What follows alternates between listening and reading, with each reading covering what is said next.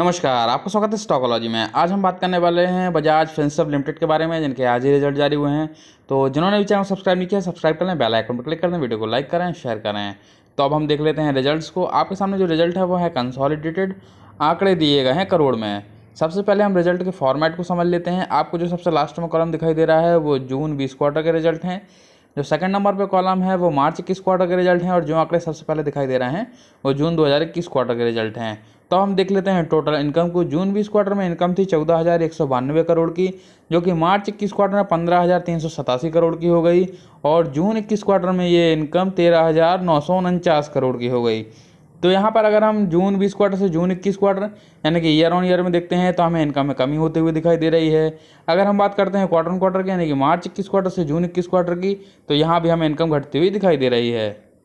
तो अब हम एक्सपेंसेस को देख लेते हैं। जून 20 क्वार्टर में एक्सपेंसेस थे 11,623 करोड़ के, जो कि मार्च 21 क्वार्टर में 13,028 करोड़ के हो गए, और जून 21 क्वार्टर में ये 12,182 करोड़ के हो गए। तो जून 20 क्वार्टर से जून 21 क्वार्टर यानी कि ईयर ऑन ईयर में अगर हम देखते हैं तो हमें एक्सपेंसेस में वृद्धि होते हुए दिखाई दे रही है। अगर हम बात करते हैं क्वार्टर क्वार्टर की यानी कि मार्च 21 क्वार्टर से जून 21 क्वार्टर की, तो यहाँ हमें एक्सपेंसेस घटते हुए दिखाई दे रहे हैं। तो ईयर ऑन ईयर में इनकम घटी है, जबकि एक्सपेंसेस जो है वो बढ़े हैं। अब हम देख लेते हैं प्रॉफिट एंड लॉस स्टेटमेंट को। तो फोर्थ नंबर पॉइंट है प्रॉफिट बिफोर टैक्स।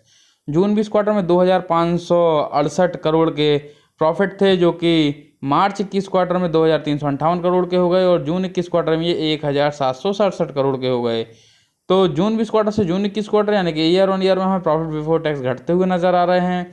वहीं अगर हम बात करते हैं क्वार्टर ऑन क्वार्टर की यानी कि मार्च 21 क्वार्टर से जून 21 क्वार्टर की, तो यहाँ भी हमें प्रॉफिट बिफोर टैक्स में कमी होती हुई दिखाई दे रही है। अब हम देख लेते हैं नेट प्रॉफिट को। नेट प्रॉफिट या लॉस जो भी हुए हैं, तो 8th नंबर पॉइंट है प्रॉफिट फॉर द पीरियड।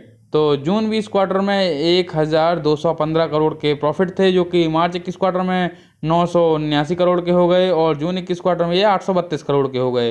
तो जून 20 क्वार्टर से जून 21 क्वार्टर यानी कि ईयर ऑन ईयर में देखते हैं तो हमें प्रॉफिट में काफ़ी ज़्यादा कमी होते हुए दिखाई दे रही है ईयर ऑन ईयर में। अगर हम बात करते हैं क्वार्टर ऑन क्वार्टर में यानी कि मार्च 21 क्वार्टर से जून 21 क्वार्टर में, तो यहाँ भी हमें प्रॉफिट जो है वो घटते हुए नज़र आ रहे हैं। तो अगर हम ओवरऑल रिजल्ट्स को देखते हैं तो हमें यहाँ पर क्वार्टर ऑन क्वार्टर हो या ईयर ऑन ईयर हो, दोनों में ही प्रॉफिट घटते हुए दिखाई दे रहे हैं। अब हम देख लेते हैं डिटेल को कुछ शेयर से रिलेटेड। तो बात करते हैं सबसे पहले कंपनी के एसेंशियल्स की। तो कंपनी का जो मार्केट कैप है 2,04,67.83 करोड़ का। नंबर ऑफ शेयर्स जो मार्केट में ट्रेड कर रहे हैं वो है 15.91 करोड़। शेयर का पीबी रेशियो 52.74 का है, और डिविडेंड यील्ड 0.02% का है। ऑपरेटिंग रेवेन्यू की बात करते हैं तो 323.73 करोड़ के ऑपरेटिंग रेवेन्यू है। प्रोमोटर्स होल्डिंग 60.8% का है। सेल्स ग्रोथ -58.49% का है, और ROC 6.68% का है। एडवांसेस की बात करते हैं तो 0 है। शेयर का पी रेशियो 1,121.31 का है, तो काफ़ी ज़्यादा हाई है। फेस वैल्यू शेयर का 5 रुपये है। बुक वैल्यू 238.85 रुपये है। नेट प्रॉफिट की बात करते हैं तो 178.78 करोड़ का नेट प्रॉफिट है। EPS 11.23 रुपये का है। ROE 4.87 है, और प्रॉफिट ग्रोथ -73.19% का है। अब हम बात कर लेते हैं लास्ट ट्रेडिंग प्राइस की, तो वो है 12,613 रुपये। लास्ट ट्रेडिंग डे की परफॉर्मेंस की बात करें तो -0.85% यानी कि नेगेटिव परफॉर्मेंस रहा। 52 वीक्स हाई को देखते हैं तो 13,110 रुपये है, जो कि 15 जुलाई 2021 को बना है। 52 वीक्स लो यानी 52 हफ्तों के सबसे निम्नतम स्तर की बात करते हैं तो 5,400 रुपये है, जो कि 24 सितंबर 2020 को बना था। तो अब हम देख लेते हैं डिलीवरेबल क्वांटिटी के प्रतिशत को, कि लास्ट ट्रेडिंग डे पे कितने प्रतिशत की डिलीवरी उठाई गई है। सबसे नीचे देखेंगे आप तो परसेंटेज ऑफ डिलीवरेबल क्वांटिटी दिखाई देगी 17.26% की, यानी कि लास्ट ट्रेडिंग डे पे जितने भी शेयर ट्रेड हुए थे उसमें से लगभग 17.26% की डिलीवरी शेयर होल्डर्स के द्वारा उठाई गई है। तो डिलीवरेबल क्वांटिटी भी ठीक नज़र आ रही है। अब देख लेते हैं पिछले 4 वर्षों की परफॉर्मेंस को। तो वर्ष 2018 में कंपनी का रेवेन्यू था 32,000 करोड़ का, जो कि 2019 में बढ़कर 42,000 करोड़ हुआ। 2020 में ये 54,000 करोड़ का हो गया, और 2021 में 60,000 करोड़ का हुआ। तो यहाँ पर अगर हम देखते हैं तो हमें पिछले 4 वर्षों में लगातार रेवेन्यू बढ़ते हुए दिखाई दे रहे हैं।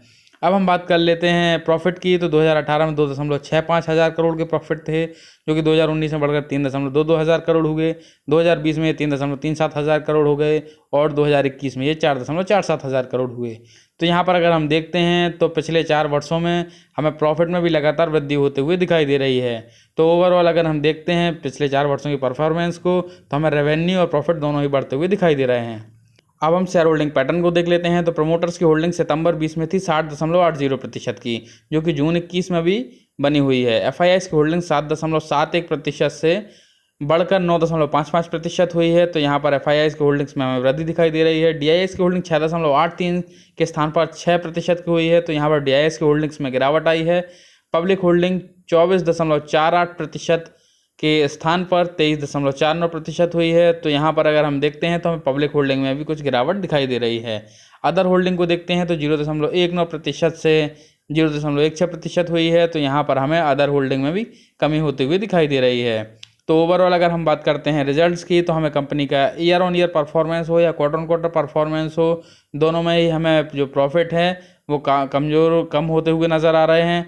अब जिन्होंने भी चैनल सब्सक्राइब नहीं किया, सब्सक्राइब कर लें। धन्यवाद।